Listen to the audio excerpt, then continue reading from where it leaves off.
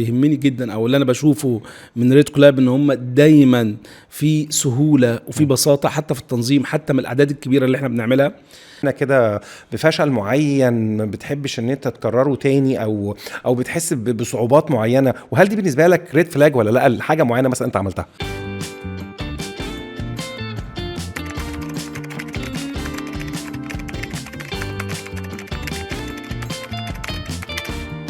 محمد داش حسن، ازيك؟ ايه الاخبار؟ ازيك؟ انا عايز اعمل اهلا بيك في ريد فلاج، منورنا. اهلا وسهلا. ايه الاخبار؟ كله حلو؟ كله جميل. انت يا رب دايما، يا رب دايما. عايزين حضرتك تعرف نفسك للناس. انا محمد حسن، سي او اوف وورلد جيت كومباني. هاي وورلد جيت بتشتغل في الريل استيت وبتشتغل في السيتيزنشيب باي انفستمنت. حلو قوي، حلو قوي. ادينا فكره كده. فكره، احنا بنشتغل ريل استيت، شركه بروكريج، بس عندنا كونسبت مختلف شويه. بيهمنا اكتر حاجه ان احنا في ريل استيت ان احنا ندي ادفايس حقيقيه للكلاينت. ايه افضل بروجكت تشتري فيه، ايه افضل ROI، ايه افضل ابريشيشن على الكابيتال انفستمنت بتاعه. اوكي. ده بخصوص الريل استيت. واحنا شغالين بقى في موضوع السيتيزنشيب باي انفستمنت. بشوفكم قاطعين الدنيا بتوع الكوره والمشاهير والنجوم وكله كل يومين ثلاثه حكايه حلوه. طبعا الناس دلوقتي كل في الميدل ايست كلهم بلوكينج اللي هم يبقى عندهم يعني جواز تاني وحاجه زي كده. جواز سفر تاني، انفستمنت بره البلد بتاعته. حلو. فاحنا اللي بنقدم السيرفيس دي، الناس اللي بتسعى اللي يبقى عندها جواز سفر تاني تسهل لها السفر بدون فيزا، واللي هو يعمل استثمار ويجي له ROI بالعمله اجنبيه. فاحنا متخصصين في الخدمات دي من اكتر من 12 سنه يعني. بصراحه عاملين شغل خطير في الحته دي. ميرسي يا حبيبي، ميرسي، بشكرك. كل حاجتك جميله زي ربنا يخليك يا حبيبي. قول لي، النجاح ليه خبايا كده بالنسبه لك ايه هي؟ انا بالنسبه لي اهم حاجه الاصرار والمثابره. وان الفشل ما يبقاش موجود في الكونسبت خالص. دي من اهم الخبايا. وفي حاجه مهمه قوي اللي هو لازم الناس تتعلم ازاي تتعلم من اخطاء الاخرين. مش لازم يمر بنفس الاخطاء اللي مر بيها الناجحين. فحاول تسمع اخطاء الاخرين، حاول تتجنب على الاقل من 60 ل 80% منها. دي وجهة نظري. والاصرار على النجاح والمثابره. ده بالنسبه لي هي، والعمل طبعا الجاد الدؤوب. ده بالنسبه لي اسرار النجاح. حلو. احنا شغلانتنا دي كمان بتعلمنا ان احنا بصراحه، انا بحس ان احنا يعني ما بننامش. يعني احنا 24/7 على طول بنفكر، حتى في ايام الاجازات بتاعتنا، حتى لو نطلع لونج ويك اند على طول بنفكر ازاي الكوارتر ده يبقى احلى من اللي فات، والسنه دي تبقى احلى من السنه اللي فاتت. احنا على طول الحدوته دي في المجال كله بشكل عام. طبعا للاسف. وده للاسف انا عاوز دماغي شغاله 24 ساعه. للاسف عندنا مشاكل في البيت دي. المشكله اصلا اللي انت دماغك بتفكر لما بترجع البيت. ايوه بالظبط، دي مشكله دي المشكله الحقيقيه. بس انا حاولت اتخطاها دلوقتي، بدات اعمل تايم مانجمنت فعلا حقيقي. واخلي ليا وقت ونجحت فيها. نجحت بنسبه كويسه. طب كويس. 50% بدات اتطور يعني. بدات اتطور. قول لي، المجال بتاعنا شايفه دلوقتي، انت راجل قديم جدا يعني في السوق، شايفه دلوقتي زي زمان ولا الاتنين واحد؟ شايفه دلوقتي افضل من زمان بكتير جدا. حلو. حب انا الباور ده. الماركت واعد جدا. مصر بقت ديستنيشن مطلوبه عالميا حقيقي. الاوبورتيونيتيز خطيره وكتيره. انا شايف افضل وقت الاستثمار في مصر من السنه اللي فاتت ل5 سنين قدام. حلو. حقيقي بجد يعني. حلو. لاول مره اشوف كلاينتس نيجيري بيشتروا في مصر. لاول مره اشوف خلايجه كتير قوي من كل الجنسيات بيشتروا في مصر. بتقابل الناس دي كتير، اكتر واحد في الماركت كله. طبعا بما اننا كمان عندنا برانشز في دبي وفي قطر وفي لندن. فاستغربت جدا يعني عندنا كلاينتس من نيجيريا بيشتروا في مصر. طبعا فلسطينيين، طبعا سوريين، اردنيين. مصر بقت هاب للميدل ايست بشكل كبير قوي. هايل. انا شايف ومتوقع ومتاكد ان مصر كمان هتتفوق على دبي والسعوديه كهب في الميدل ايست. هايل. انت شايف ان احنا نقدر نستحمل القصه دي؟ عندنا الحته دي. احنا بس اللي نقدر نستحمل ده، واحنا اللي عندنا الماركت الكبير الهيوج اللي استوعب كل ده. بيني وبينك برضو العاصمه الاداريه حجمها قد سنغافور.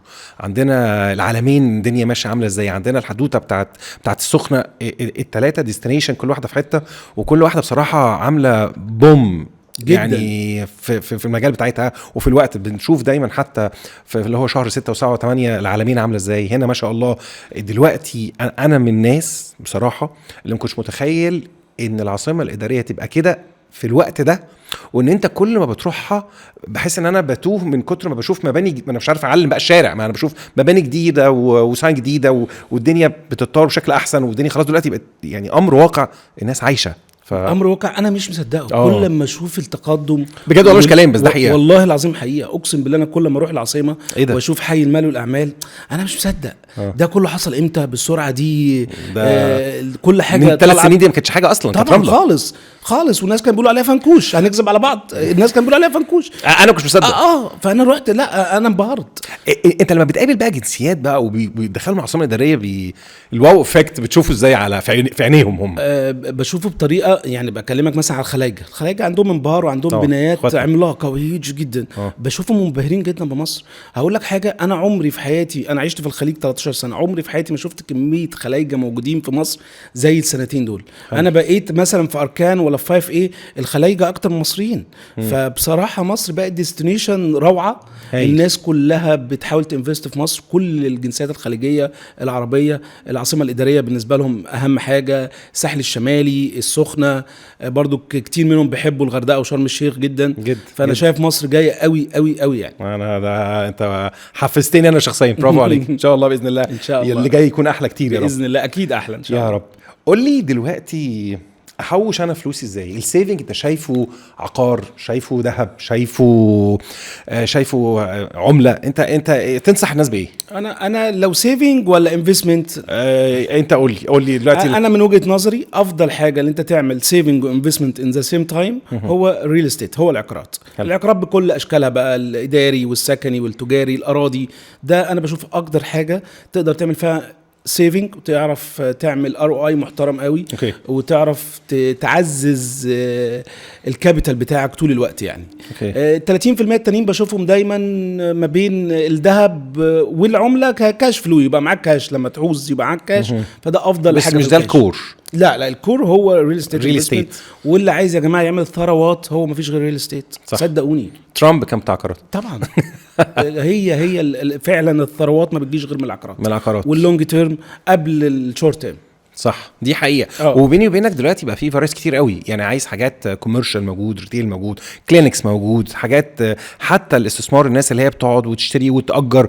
الموضوع بقى بجد الROI بتاعه مرعب جدا. والناس جداً. دلوقتي انت لو قلت لك مثلا 5-6 سنين اقول لك خلي بالك بقى يا حسن باشا، التو بيدروم هيبقى ب 11 مليون. تقول لي انت الكلام الجنان ده؟ التو بيدروم دي كمان 8 فيلا زمان كنا بنبيعها لو تفتكر. فدلوقتي فاي حد اشترى زمان وحط فلوسه في بروبرتي هو دلوقتي بيزغرط. عشان كده بقول لك هي الثروات ما بتتعملش غير من ده. يعني التو بيدروم كان بيتباع ب 2 مليون 2019 و2018 في احسن كومباوندز في مصر، دلوقتي ب 16 مليون جنيه. دي حقيقه. حاجه الواحد مش مصدق ان هو كل الناس اللي اشترت وتاجرت وكده هم دلوقتي فعلا مبسوطين والدنيا خلاص، الدنيا ابتدوا يفهموا الدنيا ماشيه ازاي، وهم دول بقى الحقيقي عندهم. هو فاهمين العقار هو اكتر حاجه مضمونه للسوق المصري بشكل عام. حقيقي وفي العالم كله الصراحه، مش في مصر بس. العقار هو اهم اكتر واهم حاجه. الخلايجه عارفين كده حتى لما يجوا في مصر وفاهمين القصه. طبعا 100%. ولا الريكوست من الخلايجه بقى كتير يعني، بقى كتير ما شاء الله في مصر، مش زي الاول يعني. اقول لك حاجه مش كلام، سيبك انت، المصري غير. يعني المصري لسه اخواننا السوريين كانوا بيقولوا عايزين يشموا شارع في سوريا باسم شارع مصر من كتر الترحاب والضيافه، وقد ايه ان هم مبسوطين، وان احنا فعلا يعني فعلا تحب ان كل يعني ان بلد زي مصر ما شاء الله عليها ان تلاقي كل الجنسيات كلهم موجودين في مصر. الناس كلها فعلا بتحب مصر، ده بجد. ومرحب بمصر، ومرحب بيها جدا. مصر افضل دولة في العالم يجي فيها غير مصري وبيدوب زي الملح جوه. دي حقيقة. وما شفتش دولة في العالم بترحب بالاجنبي اكتر من السيتيزن، المواطن اللوكال. مصر دولة فعلا ام العروبة. يعني انا فهمت ام الدنيا دي بعد ما كبرت. هي ليه ام الدنيا؟ فعلا حاجة مفيش دولة في العالم بتعمل كده، ترحب بالعربي او الاجنبي اكتر من كمان حلوه قوي كلمه تدوب دي، اول مره اسمعها. والله لا دي الحقيقه. انا عندي صحاب، انا كنت عايز زي ما قلت لك في الخليج، فعارف كل العرب مصاحبهم معاشرهم. مصر مختلفه تماما، صح. مصر مختلفه تماما صراحه. ما شاء الله. الناس ما بتحسش بمعاناه، ما بتحسش باي تفرقه، ما فيش اي تميز ضدهم، بل بالعكس خالص. لما يعرف اللي انت سوري او لبناني او خليجي الترحاب بيزيد. تلاقي سواق التاكسي يقول لك لا ما فيش اجره، تلاقي ده بيساعدك ده بيساعدك. ده الواقع ودي الحقيقه. دي الحقيقه مصر من يعني انا بالنسبه لي هي افضل دوله في العالم. الحمد لله. يا رب يديمها نعم علينا يا رب. اللهم امين. امين يا رب. امين يا رب. قول لي انت راجل بقى قديم جدا ودارس، و يعني دايما لما بقعد معاك كده انت يعني عندك وعي كبير بالريل استيت وغير ستيت. ليه اخترت ريد كولابريشن؟ صراحه ريد كولابريشن فيهم مجموعه مميزات كتيره جدا. انا اول حاجه بشوفها من وجهه نظري السهوله والسلاسه. شركه محترمه سهله سلسه في التعامل، بتقدم كل اي شركه محتاجه اي دعم بتقدمه بمنتهى السلاسه. دعم تدريب، كل الدعم اللي بيطلبه اي شركه بروكريج بلاقي ريد كولابريشن قبل ما تفكر فيه بتقدمه لك. فده من الحاجات جدا جدا اللي اخترت فيها ريد كوربوريشن اول حاجه. بعدها طبعا بتقدم افضل واعلى نسبه كوميشنز موجوده في الماركت المصري. دي من الحاجات المهمه جدا جدا. الحقيقه بقى تقدر تقول على ريد كوربوريشن 24/7. التيم بتاع ريد كولاب موجودين طول الوقت. الحمد لله. تقدر توصل للناس، مساعدات في كل حاجه. عندك مشكله في تيم يساعدوك، عندك مشكله في ماركتينج يساعدوك، كهايرنج كماركتينج. التريننج ايه رايك فيه الفتره اللي فاتت؟ رائع وتطور الناس كلها تطور كبير جدا. الحمد لله. الحمد لله في حته تانية خالص. الحمد لله. وطول الوقت ريد كولاب بيطوروا الحقيقه. الناس شغاله طول الوقت اللي هي تطور الكولاب الحقيقه يعني. الحمد لله. الحمد لله. كان لسه كنت قاعد مع حد بيحكي لي يعني، فبيقول لي الموضوع اصله مش موضوع عمولة بس اكتر، it's a total solution.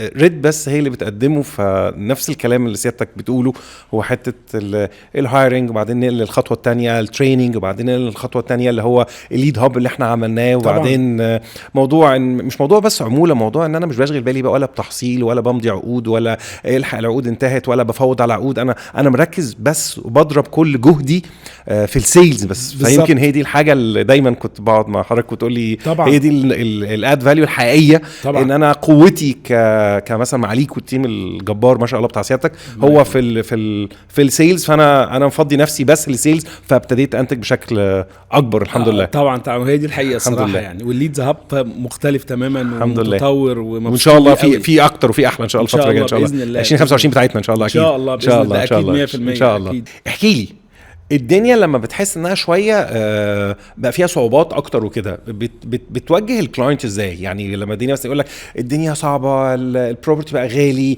انا خايف شويه، مش عارف الدولار بيعلى، بتوجه الكلاينت ايه النصيحه اللي انت بتديها يا صديقي الجميل؟ دايما بديهم نصيحه اللي احنا نشوف اللي فات حصل في ايه في الازمات دي، ومين اللي كسب في الاخر. صح. اللي عمل الانفستمنت في الوقت ده ولا اللي استنى لغايه ما الدنيا اتغيرت. في كلتا الحالات وكل الاحوال التأخير ليك في اي ريل استيت انفستمنت لو انت عندك بلان لده انت الخسران. دي وجهة نظري. ودايما بحاول لو في ازمات او الكوارتر مش احسن حاجة بحاول اعمل حاجة احنا مش معتادين عليها. لو احنا شغالين بطريقة معينة بحاول اغير الطريقة، بحاول ابروتش كلاينتس بشكل معين بشكل تاني، بحاول اقدم له حاجة مختلفة، بحاول اقدم له حلول لتخوفاته، حلول حقيقية منطقية لتخوفاته. هي دي الطريقه اللي دايما بنشتغل عليها يعني. بصراحه بيعجبني عندك في ريد اكسبو، وحضرتك بقى هتقول لي الريد اكسبو ايه الاد فاليو بالنسبه لمعاليك، ان حضرتك في ريد اكسبو دايما عندك الزحمه، انت بتقدم برودكت مش فيش حد من تعرف دلوقتي وصلنا ما شاء الله 60 شركه. وحضرتك تقريبا الوحيد اللي بتقدم موضوع الفيز والجنسيه الثانيه وكده. فاحكي لي ريد اكسبو يمثل لك ايه؟ بصراحة ريد اكسبو من اهم الاكسبو او الايفنتس اللي انا حضرت فيها او دخلت فيها في يعني في اخر 10 سنين ما شاء الله. ما شاء الله بصراحة يعني بيقدم نوعية كلاينتيل مختلفة خالص. الناس بتبقى زحمة عندنا عشان شايفة دي سيرفيس جديدة حاجة بشكل مختلف، فبيحبوا ياخدوا معلومات كتيرة. من عندنا على السيرفيس برودكت بتاعتنا يعني. بصراحه انتوا كل سنه او كل مش هنقول كل اكسبو مختلف عن اللي بعديه، في تطور طول الوقت يعني، كل كوارتر تقريبا تطور مختلف. الدنيا منظمه، الدنيا سلسه زي ما قلت لحضرتك. انا بيهمني جدا او اللي انا بشوفه من ريد كولاب ان هم دايما في سهوله وفي بساطه حتى في التنظيم، حتى من الاعداد الكبيره اللي احنا بنعملها. فدي من اكتر الحاجات اللي بتخليني انا دايما يعني بالنسبه لي ريد اكسبو دي من اهم الايفنتات اللي موجوده عندي في السنه يعني. هايل هايل هايل هايل. يعني بصراحة الحمد لله وجودنا مع بعض بصراحة زي ما سيادتك بتقول كده. يمكن اللي فات ده كان الاكسبو رقم 11، بقى امر واقع ان طبعا ريد اكسبو بقى براند. دايما مستر خالد بهيج التشيرمان سي او فريد يقول لك هو خلاص بقى براند بشهاده الديفلوبر وبشهاده الكلاينت طبعا وبشهاده حتى الناس زمايلنا حتى اللي مش معانا منافسين حتى. ريد كولابريشن في حته تانية خالص الحمد لله. هي المنافسه صراحه بعيده لو بتتكلم على اكسبوز، هي الحقيقه منافسه بعيده يعني. ده اللي انا بشوفه. هو هنتكلم على الديفلوبر طبعا، انت اكيد عارف في دي اكتر مني قد ايه هو مهم للديفلوبرز. لكن انا بشوف الكلاينتس، هو الكلاينتس يعني نقول 80% بالنسبه لهم الاكسبوز في مصر هي ريد اكسبو. الحمد لله والشكر لله يعني. واللي جاي ان شاء الله يكون ان شاء الله احلى واحسن كمان ان شاء الله باذن الله. اكيد باذن الله. قول لي دلوقتي انت كالسي او للشركه الجميله، ساعات بتحس بحاجه معينه كده، بفشل معين ما بتحبش ان انت تكرره تاني او بتحس بصعوبات معينه، وهل دي بالنسبه لك ريد فلاج ولا لا؟ حاجه معينه مثلا انت عملتها تحس انها مش احسن حاجه؟ اوكي بص، حته فشل دي انا مش عندي في قاموس الصراحه الحمد لله. لكن الحمد لله والشكر لله مش موجوده عندي في قاموسي خالص. وده دايما طبعا حتى التيم بتاعي الحته دي مش موجوده عندنا. حته في ميستيكس في تطوير طول الوقت احنا بنشتغل على ده. واحنا ناجحين بنشتغل على التطوير واللي احنا نقدم احسن ما عندنا في كل الاوقات. في الاوقات الكويسه بندور ان احنا نقدم افضل، وفي الاوقات الوحشه بنشوف ايه المشاكل اللي عندنا وبنحاول اللي احنا نشتغل عليها. اوكي، بما اننا بقى في ريد فلاج بقى، احكي لي بقى ايه الريد فلاج اللي قابلتك الفتره اللي فاتت؟ يا حياتي كلها ريد فلاجز الحقيقه. بس من كتر ما في ريد فلاجز كتير جدا الواحد بدأ يتعود عليها بقى من روتين اليومي يعني.